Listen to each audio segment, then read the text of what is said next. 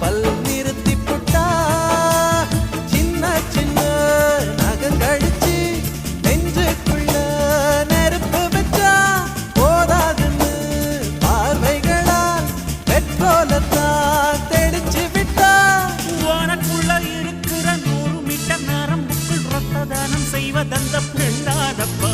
அவ கண்ண பார்த்தா ஐயோ அம்மா, அவ கண்ணம் பார்த்தா ஐயோ அம்மா. திந்தின்னா திகு திகு திந்தின்னா திந்தின்னா திகு திகு திந்தின்னா. அவ உதட்ட சுழிச்சா ஐயோ அம்மா, அவ சிணுங்கி சிரிச்சா ஐயோ அம்மா.